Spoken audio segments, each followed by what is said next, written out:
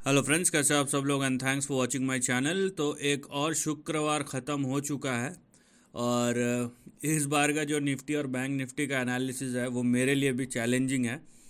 उसका रीज़न ये नहीं है कि मुझे तकलीफ़ हो रही है एनालिसिस करने में। बात यह है कि बहुत सारे इफ़्स एंड बट्स और बहुत सारे कंडीशंस है जो कि मैं आपको एक्सप्लेन करूँगा, और वो कंडीशन सेटिस्फाई होने पे डिपेंड कर रहा है। बहुत सारी चीज़ें जो है या निफ्टी और बैंक निफ्टी का जो प्राइस मूवमेंट है वो उन कंडीशंस पे सेटिस्फाई कर रहा है, क्योंकि बहुत सारी चीज़ें आप बोल सकते हैं कि सिंक हो रही है, एक दूसरे के परस्पर चल रही है, जिसका एक बहुत बड़ा इम्पैक्ट ना केवल भारतीय बाज़ारों पे बल्कि ग्लोबल जो बाज़ार है उस पर भी होते हैं। तो शुरू करते हैं आज का वीडियो। निफ्टी और बैंक निफ्टी के वीकली सीरीज़ के एक और सेशन में आप सभी का स्वागत है।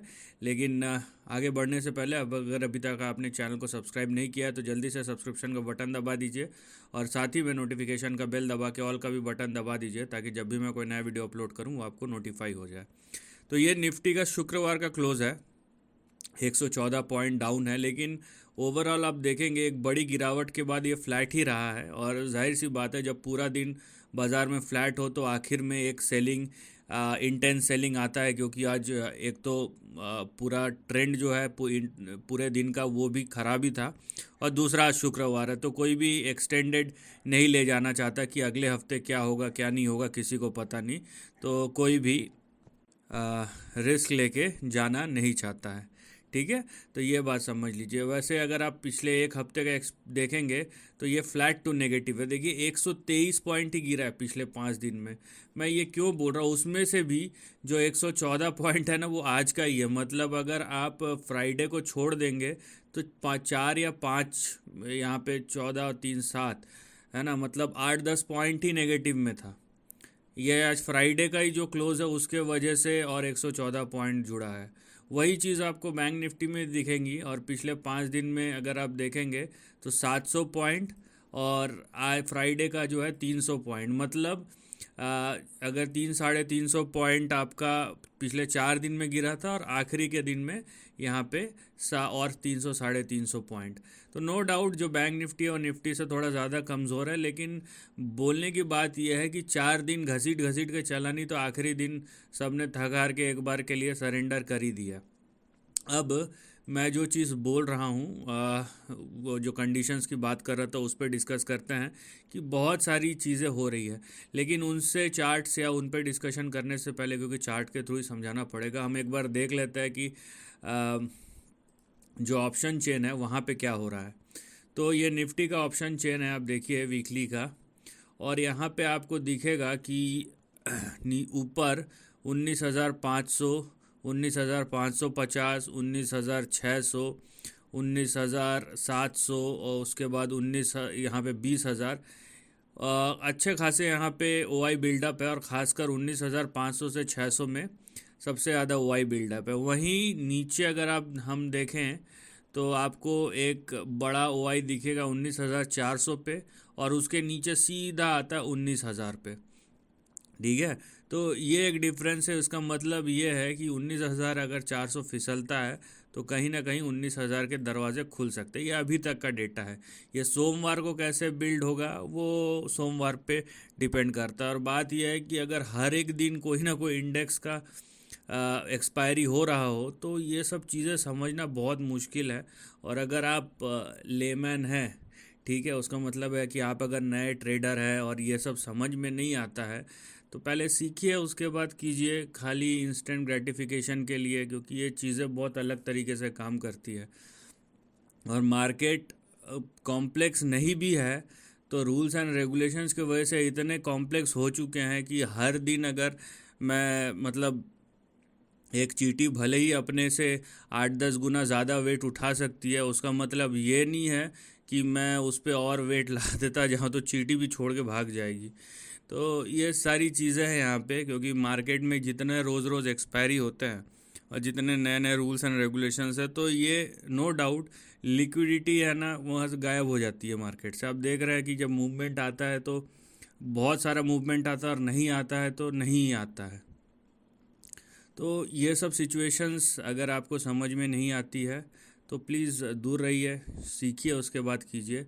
बहरहाल निफ्टी में ऊपर कहीं ना कहीं 19,500 से 600 के बीच में आपको रेजिस्टेंस दिखाई देगा। फिलहाल जो वाई बिल्डअप है ना, वो अगर आप देखें तो वहीं ये बैंक निफ्टी है, तो देखिए बैंक निफ्टी में 44,400, 44,500, 44,600, 700, 800, 45,000, मतलब यहाँ पे पूरी झड़ी लग गई है।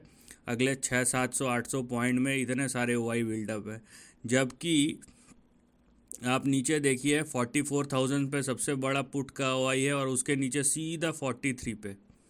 तो यहाँ पे कहीं ना कहीं जो राइटर्स है वो अपसाइड को एक बार के लिए ट्रैप करके बैठे हुए हैं कि अपसाइड में तो जाने का पोटेंशियल बहुत कम है। पूरा यहाँ पे राइट कर दिया उन्होंने, नीचे का उतना बड़ा वाई बिल्डअप नहीं दिख रहा है जितना ऊपर में दिख रहा है। तो अगर आप ऑप्शन चेन को देखें तो आपको दिखेगा कि यहाँ पे सब बहुत ज़्यादा रेजिस्टेंस दिखेगा अगर बाज़ार को ऊपर जाना है तो। लेकिन बाज़ार में और क्या क्या हो रहा है, क्योंकि ये डेटा तो चेंज होंगे। ये डेटा चेंज होंगे जब जो बायर और सेलर है वो अपना पोजीशन चेंज करेंगे, तो ये डेटा ऑटोमेटिकली चेंज हो जाएंगे क्योंकि ये रिलेटिव है। तो हम पहले ट्रेंड को समझते हैं। मैं निफ्टी का चार्ट भले ही खुला है, लेकिन मैं उससे पहले दो चार्ट आपको दिखाऊंगा जिसके वजह से जो बाज़ार है वो या तो ऊपर जाता है या नीचे जाता है, और दोनों को ही मैं दिखाऊंगा। सबसे पहले तो है डॉलर इंडेक्स। देखिए डॉलर इंडेक्स मैं अगर देखता हूँ तो यहाँ पे, और ये चार्ट जो है ये इसी तरीके से बना हुआ है और ये कई दिनों से ऊपर नीचे जाने की कोशिश कर रहा है, लेकिन ये रेजिस्टेंस को जो है उसके ऊपर नहीं जा पाया है। बात ये है, ठीक है, यहाँ पे जो ये रेजिस्टेंस है ये इसके ऊपर नहीं जा पाया है। तो और यहीं पे डायलिमा है। आप अपना एनालिसिस ज़रूर कमेंट सेक्शन में शेयर कर सकते हैं। डायलिमा जो है वो यहीं पे है कि डॉलर इंडेक्स का क्या होगा, क्योंकि डॉलर इंडेक्स अगर यहाँ पे जिस तरीके का रेजिस्टेंस फेस कर रहा है, तो ये अगर यहाँ पे नहीं टिकता है ना, तो डॉलर इंडेक्स का जो अगला मूव होगा, पोटेंशियल मूव, वो सीधा इस तरीके का हो सकता है। तो यहाँ पे एक बड़ा क्रैश आने का संभावना है डॉलर इंडेक्स में, अनलेस डॉलर इंडेक्स 102 103 के ऊपर जाके सस्टेन करे, तब हम बोलेंगे चेंज आ गया, क्योंकि ये ब्रेकआउट हो जाएगा। अदरवाइज़ ये अगर रेजिस्टेंस फेस कर रहा है यहाँ पे, तो ये एक बड़ा पोटेंशियल, ये नंबर 1। नंबर 2, अगर आप भारत की परिस्थिति को देखें, क्योंकि भारत एक बहुत बड़ा आयात करता है, आयात करता है तेल का, तो वो एक बहुत बड़ा, क्योंकि अगर मान लीजिए डॉलर इंडेक्स नीचे जा रहा है लेकिन ऑयल ऊपर जा रहा है, तो नेट नेट वो सेट ऑफ हो जाता है। तो अगर मैं क्रूड का भी चार्ट देखूं, क्योंकि पिछले कुछ दिनों में खासा बढ़ा है क्रूड, ये देखिए आप, तो इसमें हम डेली चार्ट देखते हैं। तो यहाँ पे आपको एक चीज़ दिखेगा। अब देखिए ये सारी चीज़ें ना एक दूसरे पे डिपेंड करती है। मैं ये जो चीज़ें बोल रहा हूँ ये सब कंडीशनल है। तो आप देखिए ये क्रूड का चार्ट है और क्रूड बढ़ते बढ़ते कहीं ना कहीं अपने रेजिस्टेंस पे आ गया है, जो 83.9 या $84 का है। ये WTI क्रूड फ्यूचर्स का चार्ट है। तो यहाँ पे बहुत ही शॉर्ट टर्म के लिए, क्योंकि मैं वीकली सीरीज़ बनाता हूँ, तो मेरा जो उद्देश्य रहता है वो अगले 4-5 दिनों का है। और उसमें से भी आप देखें कि मंगलवार को छुट्टी है, छुट्टी नहीं है, वो हमारा स्वतंत्रता दिवस है, तो बहुत लोगों के लिए छुट्टी जैसा ही है। तो आप सभी लोगों को स्वतंत्रता दिवस की हार्दिक शुभकामनाएं। Happy independence day. Long live and prosperous India, long live and prosperous Bharat. तो आप सभी को शुभकामनाएं उसके लिए। तो 4 दिन का एक तो आपका रिदम टूट जाएगा, ठीक है, क्योंकि मंडे को, जो ट्यूसडे को निफ्टी फाइनेंस की या फिन निफ्टी की एक्सपायरी होती थी, अब वो मंडे को होगी क्योंकि ट्यूसडे को छुट्टी है। तो मंडे को भी आपको बैंक्स में वोलेटिलिटी दिखने वाली है। ये बात हो गई है एक चीज़। और बीच का होता है ना, रिदम टूट जाता है। और क्योंकि अब देखिए आप गुरुवार को, थर्सडे को निफ्टी का और बैंक निफ्टी का जो वीकली एक्सपायरी है, अब उसमें से एक दिन और आप काट दीजिए। तो यहाँ पे ये जो नंबर्स है ना, ये जो ऑप्शन चेन में, ये बहुत अलग तरीके से चेंज होने वाले हैं।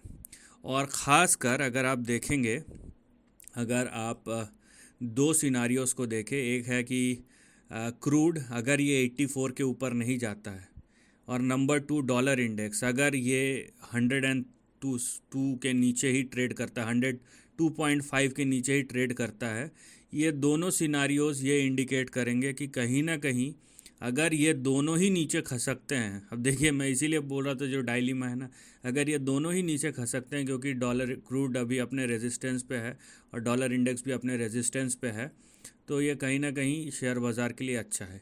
इसीलिए अगर मैं निफ्टी और बैंक निफ्टी में चार्ट देखूं और उसमें बोलूं कि ये गिरावट होने वाली है, तो ये गिरावट को कैश इन करने में भाई मेरा अगर थॉट है कि वहाँ पे मैं कैश इन करूँ, तो मैं थोड़ा सा यहाँ पे सतर्क हो जाऊँगा, या मैं वेट कर लूँगा कि दोनों जो इंडिकेटर्स है, चाहे वो डॉलर इंडेक्स है ये या फिर वो WTI क्रूड है, वो स्ट्रॉन्ग परफॉर्मेंस करे या वो ब्रेकआउट दिखाए।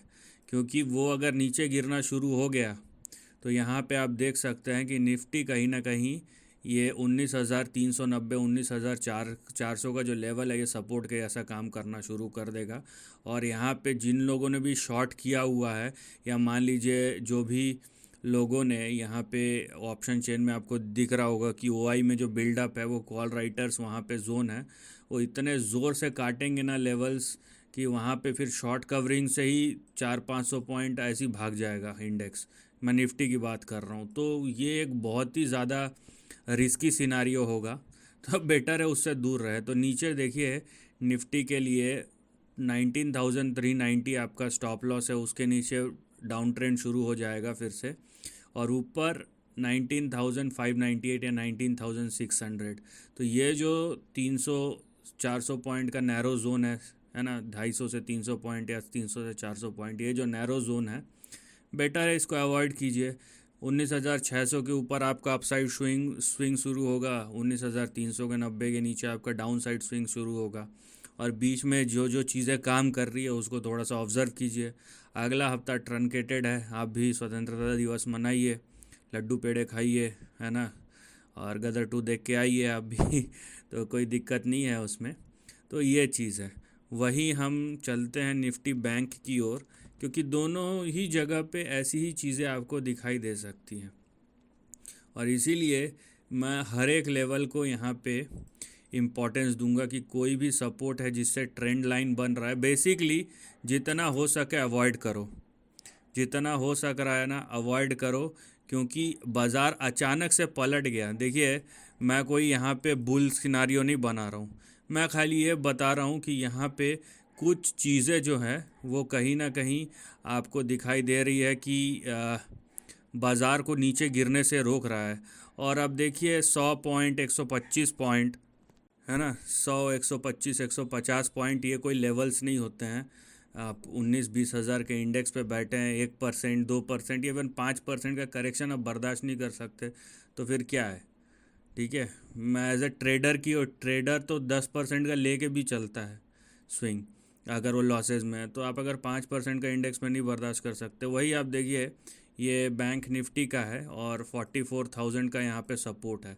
अब सपोर्ट के नीचे काम कीजिए लेवल्स, या ये जो नैरो रेंज है, यहाँ पे भी एक नैरो रेंज बन रहा है। नीचे देखिए 44,000 और ऊपर कहीं ना कहीं 44,700। ये जो 600-700 पॉइंट का रेंज है इसको भी आप छोड़ दीजिए, ठीक है, चाहे निफ्टी हो या बैंक निफ्टी हो, क्योंकि ये जो लेवल है ना और साथ में जो इंडिकेटर्स है वो कहीं ना कुछ इशारा कर रहे हैं। अब देखिए, चाहे मैं आपको क्रूड का भी चार्ट दिखाया, आपको DXY का भी चार्ट दिखाया, डॉलर इंडेक्स का, दोनों रेजिस्टेंस पे बैठे हैं। थोड़ा सा 2-3% का मूव और बाज़ार ऐसा फटेगा ना, आप शॉर्ट कवरिंग से ऐसा भाग जाएगा, उसके बाद वो सस्टेन हो या नहीं हो वो दूसरी बात है, लेकिन पूरे पोजीशंस और लेवल्स चेंज हो जाएंगे। मैं ये बोलने की कोशिश कर रहा हूँ। तो इसीलिए चाहे वो निफ्टी हो या बैंक निफ्टी हो, चाहे निफ्टी में भी आपने देखा 300-400 पॉइंट का रेंज, बैंक निफ्टी में 600-700 पॉइंट का रेंज, अवॉइड कीजिए। या तो फिर आप यहाँ पे रेंज ब्रेकडाउन के बाद देखिए कि शॉर्ट जाना है, या यहाँ पे अगर रेंज से ऊपर निकल जाता है तो लॉन्ग जाना है, सिंपल सी चीज़ है।